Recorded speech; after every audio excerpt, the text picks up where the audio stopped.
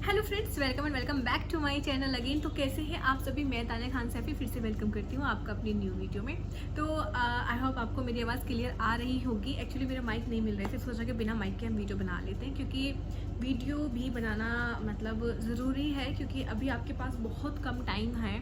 क्योंकि आपको पता ही है कि आज हमारी कितनी तारीख हो चुकी है। अभी हमारा आज आप वीडियो देख रहे हैं 13 या 14 मई को। आपका जो एग्ज़ाम है वो 21 मई को है। तो मैं सोच रही थी कि आप लोगों से बातें करूं थोड़ी सी, क्योंकि बहुत ज़्यादा बच्चे ऐसे हैं जो अभी डर रहे हैं और घबरा रहे हैं कि पता नहीं कैसा एग्ज़ाम होगा, कैसा पैटर्न आएगा, कैसा लेवल आएगा। तो पैटर्न का तो आपको पता ही है, बहुत सारे वीडियोस आप अब तक देख चुके हो कि हाँ कि हमारा जो 120 मार्क्स का हमारा पेपर होने वाला है, जिसमें कि 24 मार्क्स के हमारे ईच सब्जेक्ट्स का हो जाएगा।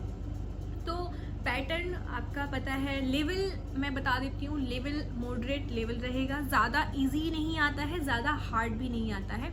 आप लोग ये सोचो कि हाँ बहुत ज़्यादा इजी होता है, तो नहीं, बहुत ज़्यादा इजी नहीं होता है। कुछ सब्जेक्ट्स ऐसे होते हैं जिनके क्वेश्चंस बहुत बेसिक पूछे जाते हैं। कुछ सब्जेक्ट ऐसे होते हैं जिनके क्वेश्चन थोड़े से मॉडरेट लेवल के पूछे जाते हैं। नीट लेवल तो नहीं, बट एम्स लेवल से भी थोड़ा सा नीचे रहता है। इतना आसान नहीं रहता, ना ही ज़्यादा मुश्किल रहता है।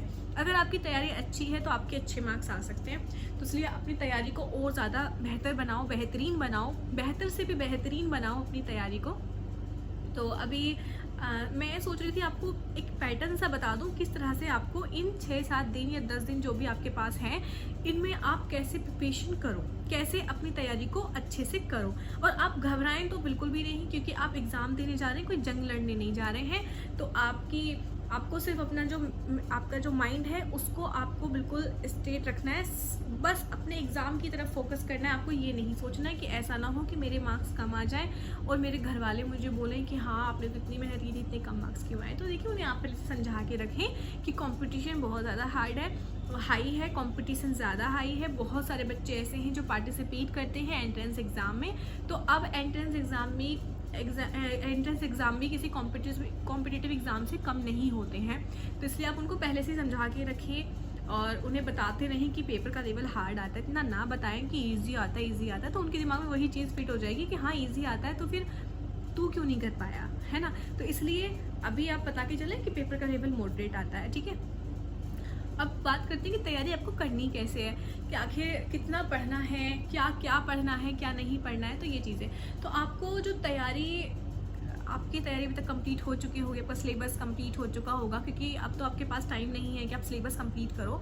तो जितने भी आपने यूनिट्स पढ़े हैं, जो भी आपके इम्पोर्टेंट यूनिट्स हैं, उनके आप एमसीक्यू प्रैक्टिस करो। एमसीक्यू प्रैक्टिस आपको सभी के करने हैं, लेकिन जो इम्पोर्टेंट हैं उनके आपको ज़्यादा से ज़्यादा करने हैं। उनके प्रैक्टिस आपको इतनी करनी है कि कोई भी क्वेश्चन आपसे छूटे नहीं। कोई भी क्वेश्चन आपको वो यूनिट फिर से रिवाइज कर लो। आपके पास अपने जितने भी नोट्स बनाए, शॉर्ट नोट बनाए हैं, शॉर्ट नोट, बस आप इतना ज़्यादा उनको ऐसे पन्ने पलटते जाओ। बस एक बार आप 1 घंटे में एक नोटबुक ख़त्म करोगे, नेक्स्ट डे आप 45 मिनट में, उससे नेक्स्ट डे आप 30 मिनट में, उससे नेक्स्ट डे आप 15 मिनट में। ये मेरे साथ हुआ है। जब मैं रिवाइज़ करती थी, मैंने अपना सिलेबस 3-4 बार रिवाइज़ कर लिया था, ठीक है, बायोलॉजी का। तो मैं धीरे धीरे मेरी स्पीड इतनी ज़्यादा होती चली गई थी कि मैं सिर्फ ऐसे देखती थी, नज़र मारती थी, revise revise revise revise revise ऐसे होता था। और यही आपके साथ होने वाला है। ऐसा नहीं है कि आप अलग हैं मुझसे, नहीं, सब एक जैसे ही होते हैं सबका। मैं भी इतनी ज़्यादा, मेरा इतना सुपर माइंडेड नहीं है। मैं भी बहुत ही मतलब दिमाग लगाना पड़ता है, जब जाके चीज़ें समझ में आती हैं। आप भी की जैसी हूँ मैं भी। तो ये था। अभी आपको क्वेश्चन प्रैक्टिस करने हैं, एमसीक्यू प्रैक्टिस करने हैं, ज़्यादा से ज़्यादा आपको एमसीक्यू प्रैक्टिस करने हैं। आपको जो ध्यान देना है वो देना है पीवाईक्यू पर, कि आपका जो पीवाईक्यू है वो कैसा आया था, किस लेवल के हमारे पीवाईक्यूज होते हैं। आपको नर्सिंग एप्टीट्यूड जहाँ से भी मिले, यूट्यूब से मिले, आपके पास कोई बुक हो या फिर आप सर्च करें, गूगल पर सर्च करें, किसी भी एप्लीकेशन से आप सर्च करें, जहाँ भी मिले, जैसे भी मिले, मॉक टेस्ट दें, टेस्ट दें बस।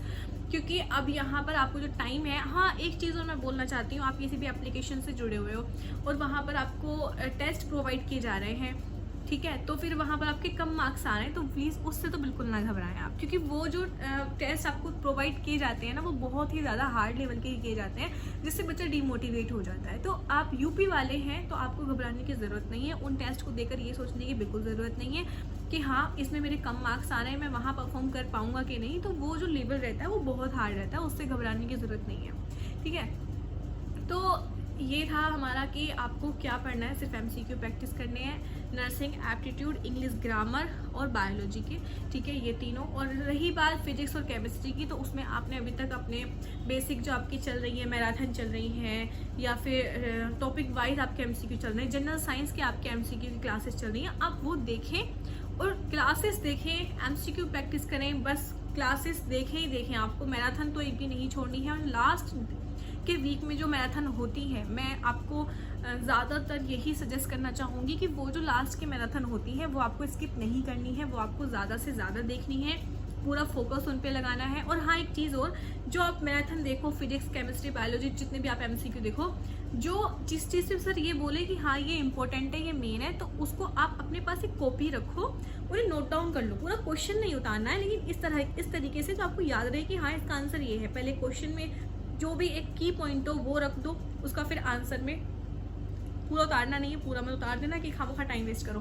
तो ऐसे करके आप जो इंपॉर्टेंट क्वेश्चन हो वो भी अपनी कॉपी में नोट डाउन कर सकते हैं। जो एग्जाम से एक दिन पहले आपको वो रिवाइज करने, एग्जाम वाले दिन आपको नहीं पढ़ना है। ठीक है, तो बच्चे घबरा बहुत रहे हैं, उस चीज़ के लिए मैं आपसे रिक्वेस्ट करना चाहती हूँ, कोई भी बड़ी बात नहीं है, ये एग्ज़ाम है, सब आपके जैसे ही होते हैं। ऐसा नहीं है कि कोई बहुत बड़ा ज्ञाता बन गया है, उसके इतने मार्क्स आ जाएंगे, हमारे नहीं आएंगे। तो अपने अंदर इतना कॉन्फिडेंट रखें, अपने आप को इतना स्ट्रॉन्ग बना कर रखें कि हाँ आप कर सकते हो। आप भी उन्हीं में से एक हैं जो बच्चे टॉपर्स होते हैं। ठीक है, आप खुद को ये किसी से कम समझने की गलती बिल्कुल मत करना। अगर आप किसी से कम खुद को समझोगे, आपका कॉन्फिडेंस लेवल लो हो जाएगा।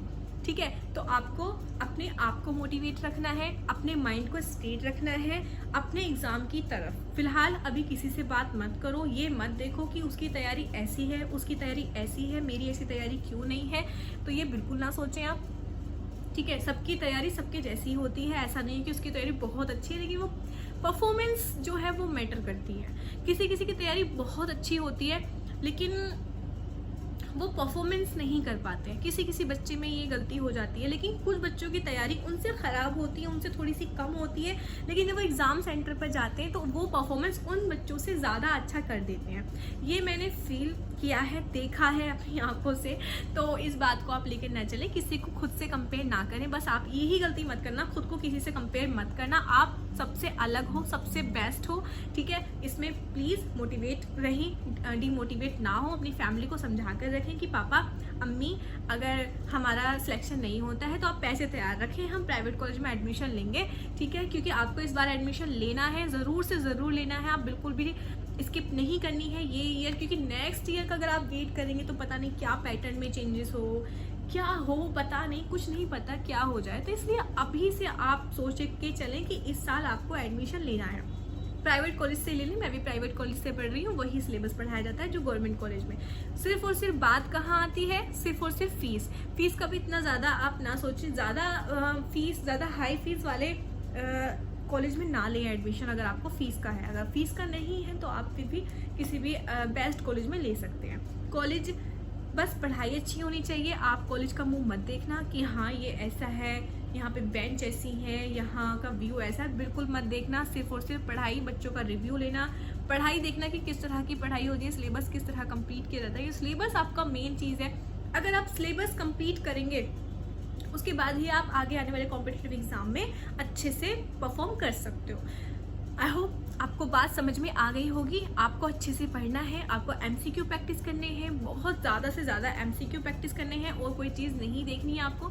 ठीक है, तो ये था मेरा आज का वीडियो। अगर आपको और कोई क्वेश्चंस हैं तो आप मुझे पूछ सकते हैं, आप अपना कमेंट ड्रॉप कर सकते हैं, मैं उसका जवाब अपनी नेक्स्ट वीडियो में ज़रूर से ज़रूर दूंगी। Thank you so much, bye.